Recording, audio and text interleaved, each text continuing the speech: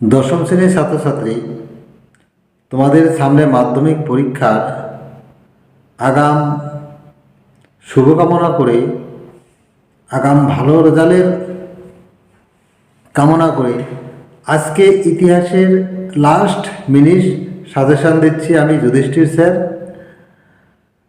তো আজকের ভিডিওতে তোমাদের সমস্ত রকম প্রশ্নেরই একেবারে ফাইনাল সাজেশান দেব। আমি আশা করছি এখান থেকেই তোমরা সমস্ত প্রশ্নের অবশ্যই কমন পাবে এবং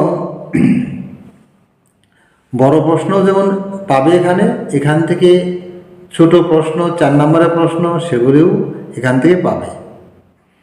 তো তোমরা ভিডিওটি না টেনে অবশ্যই সম্পূর্ণ ভিডিও দেখবে। প্রথমেই আমি তোমাদের প্রশ্নের প্যাটার্নগুলো সম্পর্কে একটু বলি। সর্বপ্রথম তোমাদের এমসিকিউ থাকবে 20টি প্রশ্ন, যেখানে 4টি করে অপশান থাকবে, সঠিক উত্তর তোমাদের বেছে নিয়ে লিখতে হবে। এরপরে থাকবে এসএকিউ প্রশ্ন 16টি, এই 16টি লিখতে হবে।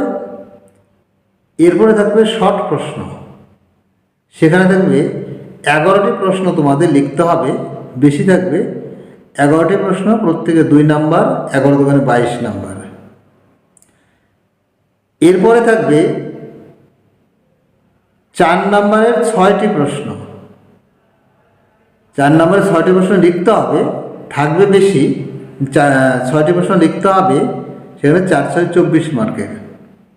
এছাড়া একটি 8 মার্কের প্রশ্ন তোমাদের লিখতে হবে, আর প্রশ্ন দেওয়া থাকবে 3টি, সেখান থেকে তোমাদের পছন্দ মতো একটি প্রশ্ন তোমাদের লিখতে হবে। আরেকটি কথা, তোমাদের বইয়ের যে অধ্যায়গুলো আছে তার মধ্যে প্রথম অধ্যায় এবং শেষ অধ্যায়, এই 2টি অধ্যায় থেকে 8 মার্কের প্রশ্ন হয় না, সেখান থেকে শর্ট 2 4 এই প্রশ্নগুলি থাকে। তো এ কটা কথা মনে রাখবে। আর প্রথমেই আমি তোমাদের 8 মার্কের যে প্রশ্নগুলি তোমরা লিখবে বা আসবে, আমি একটু বেশি করেই দিচ্ছি, 3টি আসবে, সে আমি 5টা বা 6টা দিচ্ছি। তো এখান থেকে তোমাদের 4 নম্বরের প্রশ্ন পেয়ে যাবে, আবার 6 নম্বরেরও অবশ্যই কমন পাবে। তো দেখে নাও 6 নম্বরের প্রশ্নগুলি। আমি প্রথমেই রেখেছি মানুষ ও প্রকৃতি এবং শিক্ষা সমন্বয় সম্পর্কে রবীন্দ্রনাথের শিক্ষা ভাবনা, এটি আলোচনা করো। অর্থাৎ রবীন্দ্রনাথের শিক্ষা ভাবনা যেটা শান্তিনিকেতন নিয়ে, সেটাই এই প্রথম অত্যন্ত কমন প্রশ্ন বছরের জন্য। এছাড়া নীল বিদ্রোহের কারণ ও ফলাফল আলোচনা করো 2 নম্বরে, এবং নীল বিদ্রোহ সম্পর্কে বাঙালি শিক্ষিত শ্রেণীর অবদান কী ছিল বা ধারণা কী ছিল বা মনোভাব কী ছিল, যে কোনো একটা দিতে পারে। তো এই প্রশ্নটি খুবই কমন প্রশ্ন এবং এটি 4 নাম্বার কিংবা 8 নাম্বার যে কোনোভাবেই আসতে পারে। 3 নম্বরে রেখেছি আমি সশস্ত্র বিপ্লবী আন্দোলনে নারী ও ছাত্র সমাজের ভূমিকা আলোচনা করো। তো এটিও 4 নম্বর কিংবা 6 নাম্বার 8 নম্বরের প্রশ্ন আসতে পারে। এরপরে হলো শিক্ষা বিস্তারে প্রাচ্যবাদী এবং পাশ্চাত্যবাদী যে বিতর্ক, সেই বিতর্কটা কি। এর সঙ্গে 8 নম্বরের প্রশ্ন হলে যুক্ত থাকতে পারে উচ্চশিক্ষা বিস্তারে কলকাতা মেডিকেল কলেজের যে ভূমিকা ছিল তা আলোচনা করো, বা কী ভূমিকা ছিল আলোচনা করো, এরকম। কিংবা 2টি আলাদা আলাদা করে ভেঙে 4 নাম্বার করেও দিতে পারে এই প্রশ্ন। 5 নম্বরে 19 শতকে ভারতে উপনিবেশিক আন্দোলন যে হয়েছিল, এই আন্দোলনে বামপন্থীদের ভূমিকা আলোচনা করো। বামপন্থী আন্দোলন যারা, সেই বামপন্থীদের ভূমিকা আলোচনা করো বা কী ছিল সেটা। এরপরে 6 নম্বরে মহাবিদ্রোহের 1857 সালে যে মহাবিদ্রোহ হয়েছিল সেই মহাবিদ্রোহের চরিত্র ও প্রকৃতি আলোচনা করো। তার সঙ্গে দিতে পারে তোমার শিক্ষিত মধ্যবিত্ত শ্রেণীর ভূমিকা কী ছিল, বা তারা এই বিদ্রোহকে সমর্থন করেনি কেন। এভাবে দিতে পারে। প্রশ্নটি 6 নম্বর, 4 নম্বর এবং 8 নম্বর দুটোর জন্যই কমন প্রশ্ন। এ হলো তোমাদের 8 নম্বরের প্রশ্ন। এখান থেকে অবশ্যই তোমরা কমন পাবে এবছরে। এরপরে বাকি যেগুলো তোমরা 4 নম্বরের জন্য দেখবে সেগুলো হলো কংগ্রেস সমাজতন্ত্রী দল কেন গঠিত হয়েছিল, তারপরে বারদৌলি সত্যাগ্রহে সর্দার বল্লভভাই প্যাটেলের ভূমিকা আলোচনা করো। এরপরে দলিত বিষয়ে গান্ধীজি আম্বেদকর বিতর্ক কী ছিল। দলিতদের সম্পর্কে যে গান্ধীজি এবং আম্বেদকর, বি.আর. আম্বেদকর, তাদের দুজনের যে মত পার্থক্য, মতের মিল বা পার্থক্য, সেই বিষয়টাই এখানে আলোচনা করতে বলেছে সেটা। এরপরে বঙ্গভঙ্গ বিরোধী আন্দোলনে কৃষক শ্রেণীর ভূমিকা কী ছিল।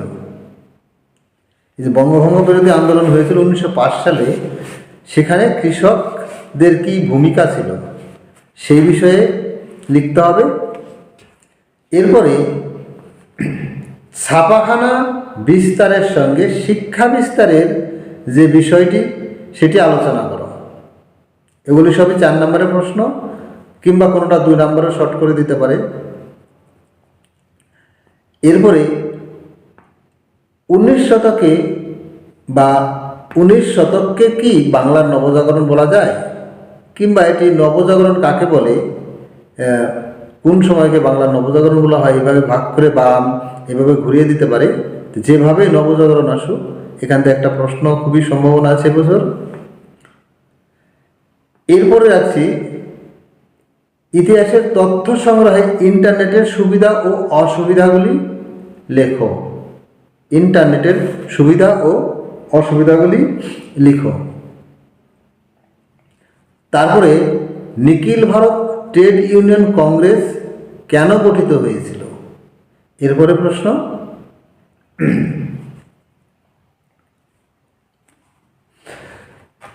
তারপরে চৌরি চৌরা ঘটনা কি। চৌরি চৌরা ঘটনা কি, এইটা যে জালিয়ানওয়ালাবাগের হত্যাকাণ্ডের পরেই গান্ধীজির অহিংস অসহযোগ আন্দোলনের সময় যে চৌরি চৌরা ঘটনাটা ঘটেছিল সেইটা সম্পর্কে লিখতে হবে যদি আসে। এরপরে বাংলার কারিগরি শিক্ষা বিস্তারের সংক্ষিপ্ত পরিচয় দাও। বাংলার যে কারিগরি শিক্ষা বিস্তার হয়েছিল সেই শিক্ষা বিস্তারের সংক্ষিপ্ত পরিচয় দাও। তারপরের প্রশ্ন, উপজাতি বিদ্রোহগুলিতে কিভাবে চরিত্রগত মিল তুমি খুঁজে পাও লেখো। বাংলায় যে উপজাতি বিদ্রোহগুলি হয়েছিল, ভারতে বাংলা তথা ভারতবর্ষে যে উপজাতি বিদ্রোহগুলো হয়েছিল সেই বিদ্রোহগুলির মধ্যে কি চরিত্রগত মিল খুঁজে পাওয়া যায় সেইগুলোই লিখতে হবে।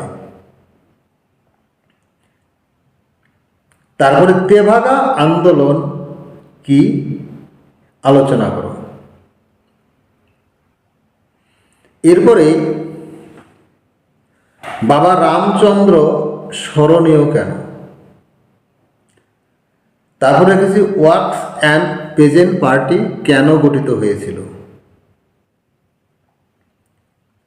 এরপরে স্বাধীনতার পরবর্তী 5 বছরকে পুনর্বাসনের যুগ বলা হয় কেন। যে 1947 সালে দেশ ভাগ হলো, নতুন 2টি দেশ গঠন হলো, ভারত পাকিস্তান, তো এর পরবর্তী 5 বছরকে কেন পুনর্বাসনের যুগ বলা হয় সেটি লিখতে হবে। এরপরে 16 নম্বরে জাতীয়তাবাদ বিকাশে আনন্দমঠের ভূমিকা লেখো। আনন্দমঠ খুবই কমন প্রশ্ন, কারণ আনন্দমঠে যে আমাদের জাতীয় মন্ত্র বন্দে মাতরম ধ্বনি এবং আনন্দমঠ সেই সময় ভাগ ভাগ করে আমরা লিখব যে সেখানে সেই সময় আমাদের যে দেশকে মাতৃরূপে আরাধনার মন্ত্র আনন্দমঠই আমাদের শিখিয়েছিল। তার সাথে আরও সঙ্গে সন্ন্যাসী ফকির বিদ্রোহ সম্পর্কেও একটা পয়েন্ট করতে হবে তোমাদের।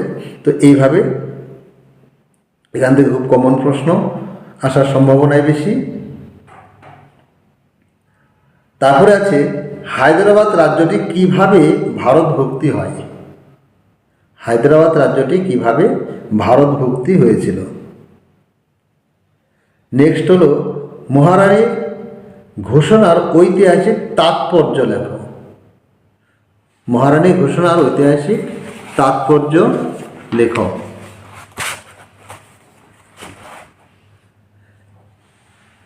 এরপরে রশিদালি দিবস টিকা লেখো। মহেন্দ্রনাথ রায় টিকা লেখো। সোমপ্রকাশ পত্রিকা টিকা লেখো। এগুলোর মধ্যে একটা টিকা দিতে পারে অবশ্যই। টিকা ওই 2 নম্বরের বা 3 নম্বরের, এরকম 2 নম্বরে দেবে। স্বামী বিবেকানন্দের, এরপরে নেক্সট প্রশ্ন, স্বামী বিবেকানন্দের ধর্ম সংস্কার আন্দোলন ব্যাখ্যা করো। স্বামী বিবেকানন্দের মাধ্যমে যে ধর্মের পুনর্জাগরণ হয়েছিল তার ব্যাখ্যা করতে বলছে। এরপরে উডের নির্দেশনামাকে শিক্ষা বিস্তারের মহাসনদ বলা হয় কেন। উডের ডিসপ্যাচকে বা শিক্ষা বিস্তারের নীতিকে মহাসনদ বলা হয় কেন এটি। এরপরে 1813 সালের সনদ আইন শিক্ষা বিস্তারের কি ভূমিকা নিয়েছিল বা কি ভূমিকা গ্রহণ করেছিল। এরপরে নব্যবঙ্গীয় আন্দোলনের 2টি ত্রুটি লেখো। এগুলো 2 মার্কের প্রশ্ন মূলত। তারপরে রংপুর বিদ্রোহটি কার বিরুদ্ধে কেন হয়েছিল। হাজী মোহাম্মদ মহসিন বিখ্যাত কেন, এগুলি। খুদকাঠি প্রথা কি। নমশূদ্র নামে কারা পরিচিত ছিল বা কারা পরিচিত। নমশূদ্র নামে কারা পরিচিত। এরপরে কেনারাম ও বেচারাম কি।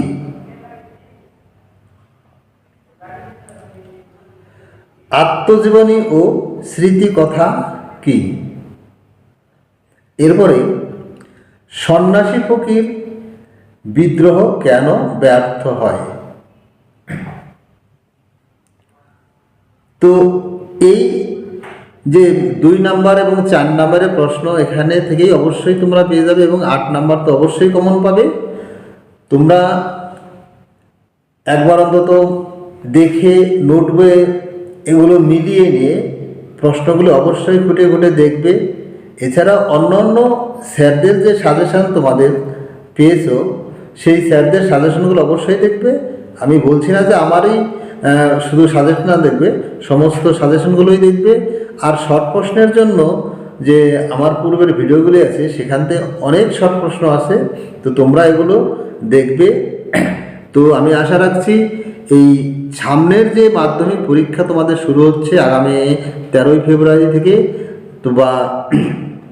তো এই পরীক্ষাতে তোমরা প্রত্যেকেই ফুল মার্ক পাও এবং প্রত্যেকেই ভালো রেজাল্ট করো, এই কামনা রেখেই আজকের মতো এই লাস্ট মিনিট সাজেশান ইতিহাসের এই পর্যন্তই রাখছি।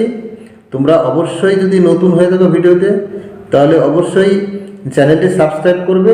এখান থেকে তোমরা প্রায় বিভিন্ন সাবজেক্টের সাজেশান এবং মূল্যবান প্রশ্নগুলি উত্তরগুলি ক্লাস অবশ্যই পাবে।